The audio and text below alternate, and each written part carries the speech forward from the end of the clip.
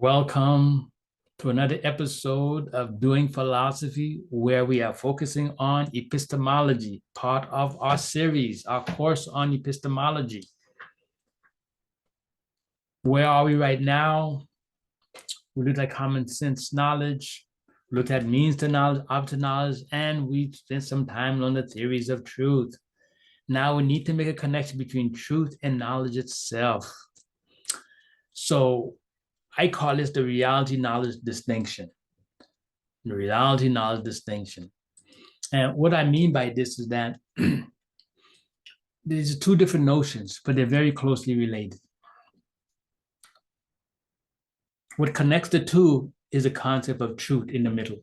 Invisible right now is the notion of epistemology.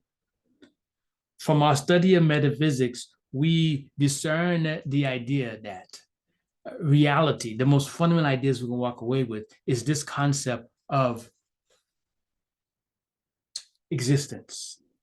When we say things exist, when we talk about what is real, one of the aspects of it is existence. Some things have temporary existence, like your computer monitor, your car, or this pen I have here in my hand, right? Temporary existence. We call that contingent existence. And that we can know from life experiences through inductive reasoning. And then there are things we call necessary existence. We can't experience that, but we know from our studies that this is a proposition given to us by our society. If you come from a regular scientific background family, they would have told you that matter can be neither created nor destroyed.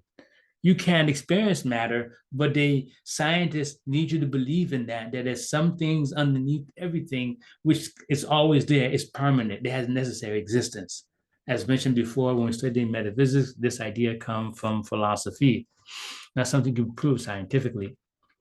And so, and then if you have a more religious background, you would say God is eternal.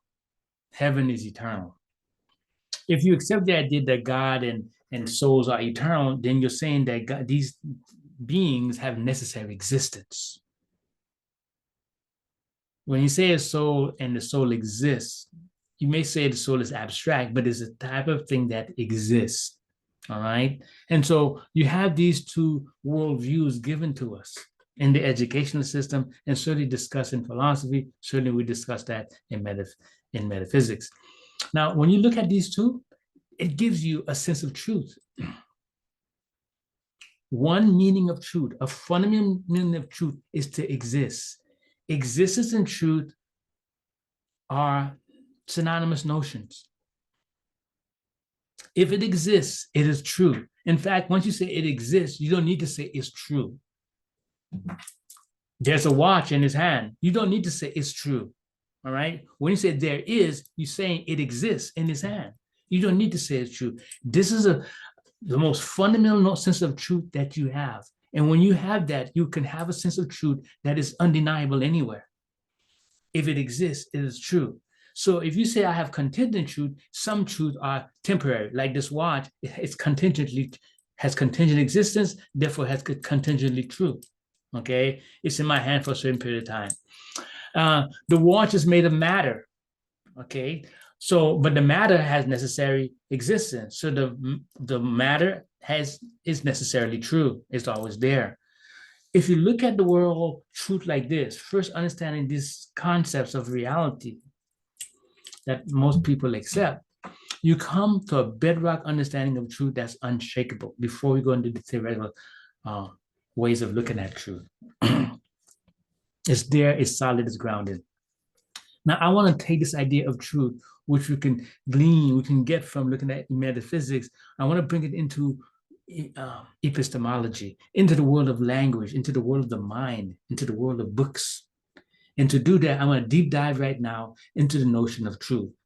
But maybe first, I'll give you a break.